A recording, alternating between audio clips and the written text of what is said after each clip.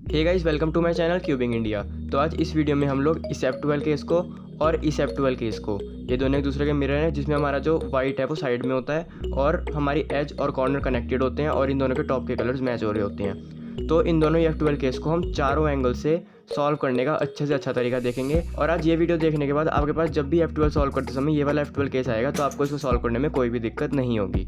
तो चलो फिर बिना किसी देरी के वीडियो को शुरू करते हैं।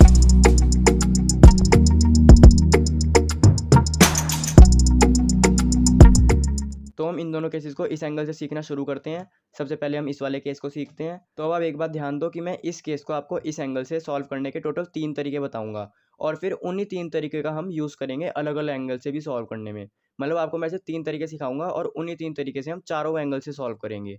तो वो किस तरीके से करेंगे वो तो अभी आप वीडियो देखते देखते जान ही जाओगे। इसके अलावा मैं आपको कुछ और भी पॉइंट्स बताऊंगा कि उनमें से कुछ एक तरीका ऐसा भी है जिसमें हमें सॉल्व करते समय रोटेशन करनी पड़ती है। तो मैं आपको ये चीज़ बताऊंगा कि हमें किस डायरेक्शन में रोटेट करना है। तो काफ़ी कुछ आएगा, आप बस वीडियो देखते रहो। और उससे पहले आपको ये चीज़ पता होनी चाहिए कि मैं जिस तरीके से भी आपको एक केस सॉल्व करना सिखाऊंगा, आपको ये चीज़ समझनी है कि किस तरीके से हमारे पीसेस मूव हो रहे हैं। ऊपर एल्गोरिदम भी लिखा आ जाएगा, लेकिन आपको एल्गोरिदम को याद नहीं करना है।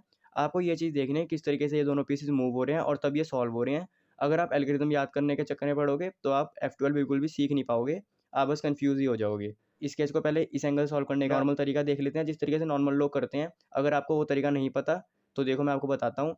पहले हम इस कॉर्नर को यहाँ पे इंसर्ट करते हैं, फिर उसके बाद इस एज को यहाँ पे लाते हैं और उसके बाद इस केस को सॉल्व करते हैं। इस केस को सॉल्व करने का तरीका ये होता है, इस कॉर्नर को बाहर निकाला और ये पेयर हो गए और फिर इसे इंसर्ट कर दिया।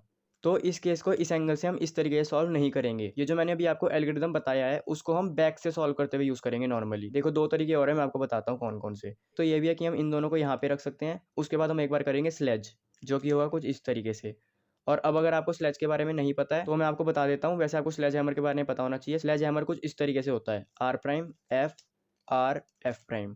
तो R prime F R F prime को बोलते हैं स्लेज हैमर। तो हमने क्या किया, पहले इस पेयर को यहाँ पे रखा, उसके बाद किया एक बार स्लेज हैमर, फिर हमने देखा ये दोनों हमारे पेयर हो चुके हैं। इसको हम नॉर्मली यहाँ पे लाके इसको हम इंसर्ट कर देंगे। और एक और तरीका जो है, जो मैं अधिकतर यूज़ करता हूँ, वो ये है। हम पहले क्या करेंगे, इस एज को लाएंगे यहाँ पे, एम मूव को करके एज को यहाँ पे लाए, उसके बाद इस कॉर्नर को यहाँ पे लाएंगे। अब इस कॉर्नर को इस एज के साथ पेयर करके यहाँ पे लगा देंगे। उसके बाद इस लेयर को वापस करेंगे। अब हमारी ये वाली जो एज बिगड़ी है इसको इसके साथ अटैच करके वापस कर देंगे एम मूव को। तो इस तरीके से भी ये हमारा सॉल्व हो सकता है। एक बार मैं आपको अब तीनों तरीके दिखा देता हूँ, उन तीनों को आप अच्छे से समझ लो, फिर हम आगे वाले एंगल्स पे बढ़ेंगे। पहला तरीका क्या था, इस कॉर्नर को यहाँ पे इंसर्ट करेंगे, इस एज को यहाँ पे लाके इन दोनों को सॉल्व करेंगे। दूसरा तरीका ये था कि इस पेयर को पहले यहाँ पे लाएंगे, उसके बाद किया एक बार स्लेज, स्लेज करने के बाद ये दोनों पेयर हो जाएंगे, इन दोनों को यहाँ पे इंसर्ट कर देंगे। और तीसरा तरीका ये था कि इस एज को यहाँ पे लाए, फिर उसके बाद इस कॉर्नर को यहाँ पे लाके इस तरीके से इसको यहाँ पे इंसर्ट कर दिया और उसके बाद इसे अटैच करके वापस एम मूव कर दिया। इसी तरीके से हमारा ये वाला केस भी होगा। अभी हमने ये वाला केस देखा था जो हमारे राइट में था, अब ये वाला केस जो हमारे लेफ्ट में है, इसको भी हम उन्हीं तीनों तरीके से सॉल्व कर सकते हैं। पहले हमने क्या किया था, इस कॉर्नर को यहाँ पे इंसर्ट किया था, उसके बाद इस एज को यहाँ पे लाए और फिर इस केस को सॉल्व किया। या फिर हमने दूसरा तरीका क्या यूज़ किया था, इस पेयर को यहाँ पे ले आए, उसके बाद हमने इसमें क्या किया था, देखो हम पहले इस पेयर को यहाँ पे लाए थे, उसके बाद हमने इस तरीके से स्लेच किया था और फिर इसे इंसर्ट किया था। इसमें भी यही करेंगे, हम इस पेयर को यहाँ पे लाएंगे क्योंकि उसका ये लेफ्टी वर्जन है। इसको यहाँ पे लाए, अब हमें करना है लेफ्टी स्लेज। तो लेफ्टी स्लेज कुछ इस तरीके से होगा। उसके बाद लेफ्टी स्लेज करने के बाद ये दोनों पेयर हो चुके हैं, इन दोनों को यहाँ पे लाके यहाँ पे इंसर्ट कर देंगे। और जो लास्ट तरीका है वो भी बहुत ईजी है। पहले हम इस एज को यहाँ पे लाएंगे, उसके बाद इस कॉर्नर को यहाँ पे लाके इन दोनों को पेयर करके यहाँ पे इंसर्ट कर देंगे। और उसके बाद लेफ्ट लेयर को, अपनी राइट लेयर को, इस केस में राइट लेयर है, इसको अपने नॉर्मल करके फिर इसको अटैच करेंगे और फिर एम लेयर को वापस करेंगे। तो मैंने आपको इन दोनों केसेस को इस एंगल से सॉल्व करने के 3 तरीके बता दिए हैं। मेक श्योर आपको वो तीनों अच्छे से आ गए हों, अच्छे से आपको समझ आ गए हों। उसके बाद ही आप आगे बढ़ना। अगर बाई चांस समझ नहीं आए हो, एक बार वीडियो के पीछे जाओ, फिर से देखो, आ जाएंगे समझ में। बहुत ज़्यादा हार्ड नहीं है। अब हम इन दोनों केसेस को इस एंगल से देख लेते हैं। तो इसको इस एंगल से सॉल्व करने के लिए देखो मैं क्या करूँगा, मैं सिर्फ 3 मूव लगाऊंगा और ये कॉर्नर और ये एच पीस हमारे पेयर हो जाएंगे। देखो मैं वो 3 मूव कैसे लगाता हूँ। पहले मैंने यहाँ पे हमारा एम्प्टी स्लॉट है, हम इस तरीके से इन दोनों को पीछे करेंगे और फिर इस कॉर्नर को इधर लाके एज को वापस ऊपर ले आएंगे और आपको दिख रहा है हमारे ये दोनों पेयर हो चुके हैं। अब इन दोनों को इंसर्ट करने के लिए आपके पास 2-3 ऑप्शन है, मैं आपको दिखाता हूँ क्या क्या।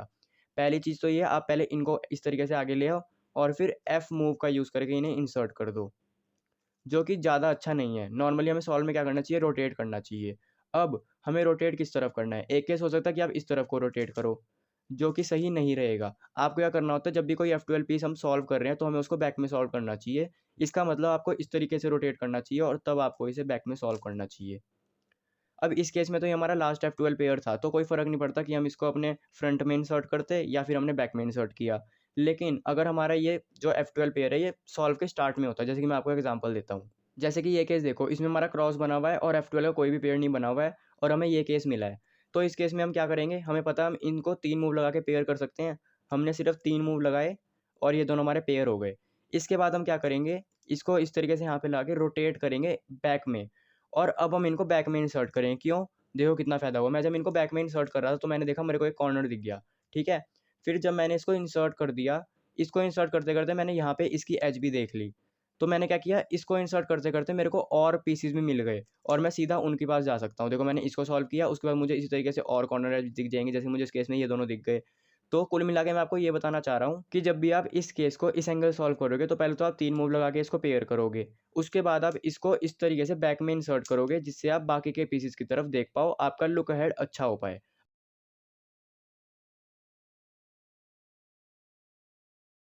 अब आपको अगर लुक अहेड के बारे में बिल्कुल भी जानकारी नहीं है तो कोई दिक्कत नहीं है, आप नॉर्मली बस ये समझ सकते हो कि हमें इसको बैक में इंसर्ट करना है। हो सकता है अभी आप जिस लेवल पे हो उस पे लुक अहेड ज़्यादा मायने ना रखता हो। इसी तरीके से इस वाले केस की कहानी है, ये जो है ये इसका मिरर ही है, इसको हम इस एंगल से कैसे सॉल्व करेंगे, वही 3 मूव लगाएँगे और ये जो है हमारा पेयर हो जाएगा। किस तरीके से, देखो मैंने एक ये 3 मूव लगाए, क्या किया मैंने फिर से देखो इन दोनों को इस तरीके से नीचे किया, फिर उसके बाद इस कॉर्नर को साइड ले गया और जब ये ऊपर लाया तो ये दोनों पेयर हो गए। अब इस केस में भी आप वही करोगे, इन दोनों को यहाँ पे लाके रोटेट करके इन दोनों को इंसर्ट कर दोगे। तो हमने इनको इस एंगल से सीख लिया, इस एंगल से सीख लिया, अब हम इसको बैक एंगल से सीख सकते हैं। तो देखो बैक एंगल सॉल्व करने का क्या तरीका है। मैंने आपको 2 तरीके बताए थे, मैंने वैसे आपको इसको इस एंगल सॉल्व करने के 3 तरीके बताए थे।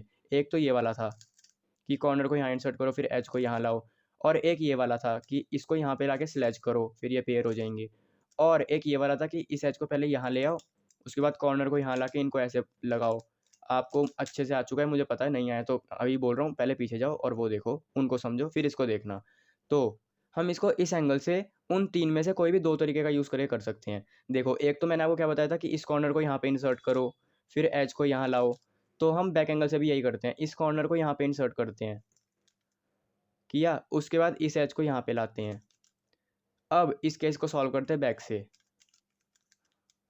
देखो समझ आया आपको कि किस तरीके से मैंने यहाँ पे किया था वही मैंने बैक से किया, लेकिन बस वो एंगल चेंज हो गया तो थोड़ा सा एल्गोरिथम में फ़र्क आया। अगर आपने इस केस को समझा होगा ना कि किस तरीके से हमने कॉर्नर को इंसर्ट किया, एज को यहाँ लाए, इन दोनों को पेयर किया, उसके बाद इसे इंसर्ट किया। अगर आपने ये चीज़ समझी होगी तो आपको कोई दिक्कत नहीं होगी। अब हम दूसरा तरीका देख लेते हैं। तो दूसरा तरीका ये है, जो हमने इस एज को हम यहाँ पे ले आए थे, उसके बाद इस कॉर्नर को यहाँ पे लाके हमने इस तरीके से इंसर्ट किया था। इसमें भी हम वही करेंगे लेकिन बैक से करेंगे। हमने क्या किया था, इस एज को यहाँ पे ले गए थे, है ना? तो यही करेंगे। इस एज को हम यहाँ पे ले गए, ठीक है? उसके बाद इस कॉर्नर को यहाँ पे लाके इस कॉर्नर को इसके साथ पेयर करके यहाँ पे इंसर्ट कर दिया, ठीक है? फिर उसके बाद इस लेयर को रिस्टोर करके इस एज को बना के वापस कर दिया। तो देखो, हो सकता है आपको थोड़ी-सी कन्फ्यूज़न हो रही हो, इस एम वाले में हो सकता है हुई हो। लेकिन एक बार आप पीछे जाके वो वाला एल्गोरिथम देखो जो हमने पीछे यूज़ किया था एम मूव का यूज़ करके, और अब देखो दोनों ही सेम है। आप एक बार इस वीडियो को रिवाइंड करके देख सकते हो मैंने किस तरीके से इसको एग्ज़ीक्यूट किया है। बहुत ही ईज़ी है, भले ही इसमें हमने बी मूव का यूज़ किया है लेकिन ये इतना भी बेकार नहीं है। अगर हम इसको सॉल्व में यूज़ करेंगे तो कोई दिक्कत वाली बात नहीं है। इसी तरीके से हम इसको भी देख लेते हैं। इसको भी उन्हीं 2 तरीके से सॉल्व कर सकते हैं। हमने फ्रंट से क्या देखा था, कॉर्नर को इस तरीके से इंसर्ट किया था, बैक से भी हम यही कर सकते हैं। कॉर्नर को यहाँ पे इंसर्ट कर दो, हो गया। उसके बाद इस एज को यहाँ पे ले आओ और उसके बाद इस केस को सॉल्व कर लो कुछ इस तरीके से, ठीक है? और इसी तरीके से इस केस को सॉल्व करने का जो हमने दूसरा एल्गोरिथम किया था जिसमें हमने एम मूव लगाया था, उसके बाद इस कॉर्नर को इस तरीके से पेयर किया था, जो आपको आता है, मुझे पता है आपको आता है। तो बैक से भी हम यही कर सकते हैं, लेकिन इस केस में क्या है, हम जब बैक बैक से करेंगे तो हमें एल के साथ बी मूव यूज़ करना पड़ेगा। तो हो सकता है उसमें आपको थोड़ी-सी दिक्कत हो, तो इसलिए इस केस के लिए आप बैक एंगल से सिर्फ़ इसी एल्गोरिथम को यूज़ कर सकते हैं, ये भी बुरा नहीं है। तो अब हमने इन दोनों केसेस को इस एंगल से सीख लिया जो हमने 3 तरीके सीखे थे। फिर हमने इन दोनों केसेस को सॉल्व करने का ये एंगल देखा जिसमें हमें एक बार रोटेट करना पड़ा था। फिर हमने इस केस को सॉल्व करने का ये एंगल देखा और इसमें हमने 2 तरीके देखे, ठीक है? अब हम इन दोनों केसेस को सॉल्व करने का ये एंगल देखेंगे। अब चलो हम देखते हैं इन दोनों एंगल से सॉल्व करने का तरीका, पहले ये वाला देखते हैं।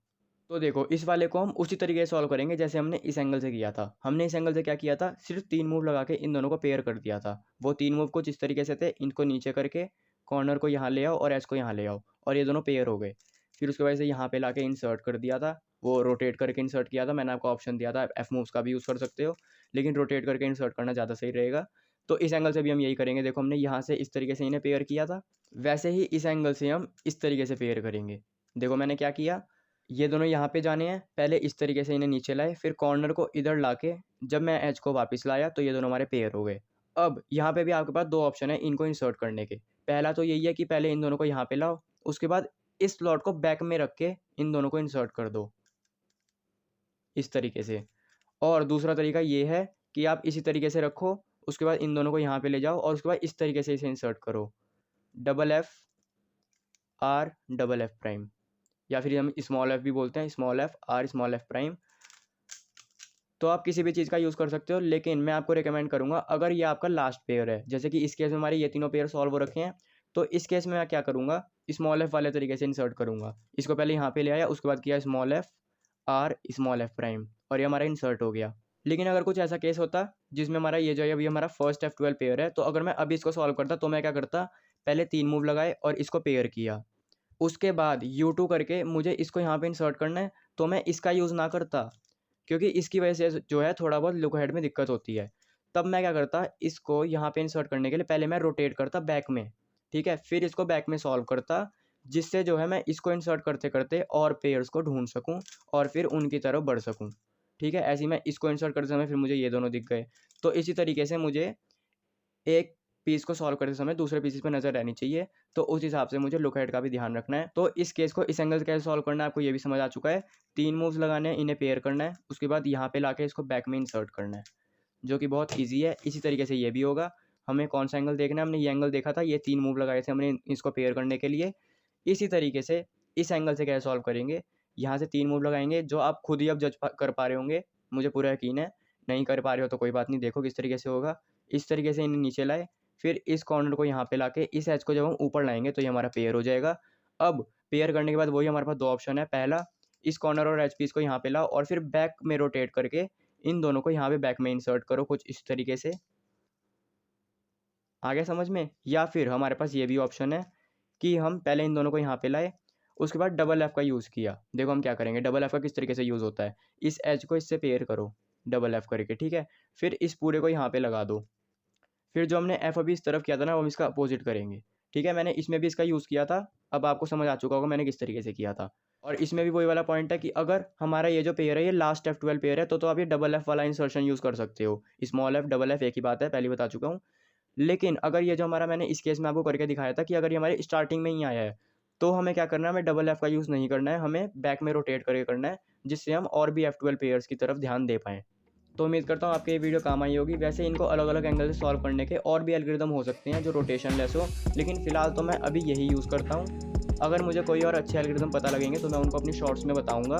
इसी बात पे अभी के अभी चैनल को सब्सक्राइब कर लो, जिससे जैसे ही कोई नई शॉर्ट आए या फिर कोई नई वीडियो आए आपको तुरंत नोटिफिकेशन मिल जाए। और अगर आपको इन केसेस को सॉल्व करने के और अच्छे एल्गोरिदम पता है तो ज़रूर आप कमेंट करके मेरे को बताओ। अगर मुझे वो पसंद आए तो मैं उन पे शॉर्ट्स बनाऊंगा और आपको शाउट आउट भी दूंगा। बाकी ये मत सोचो कि आपको हर केस का एकदम डिफरेंट एल्गोरिदम आना चाहिए, ये आपको भी कंफ्यूज कर सकता है। तो एक केस को लेकर जितने कम से कम आप एल्गोरिदम रखोगे ना, उतना ही अच्छा रहेगा। इससे आपको F12 में बहुत ज़्यादा कन्फ्यूजन नहीं होगी। और जैसे मैं बता चुका हूँ, अगर आपको कोई अच्छा एल्गोरिदम पता है आप मेरे को कमेंट सेक्शन में बताओ, मैं उन पर शॉर्ट बनाऊंगा और आपको शाउट आउट भी दूंगा अगर मुझे वो एल्गोरिदम अच्छे लगे तो आज की वीडियो के लिए बस इतना ही। उम्मीद है आपके ये वीडियो काम आई होगी। अगर ये वीडियो आपके काम आई है, आपको ये अच्छी लगी है, तो वीडियो को लाइक ज़रूर करना। तो मिलते हैं नेक्स्ट वीडियो में। Thanks for watching, bye.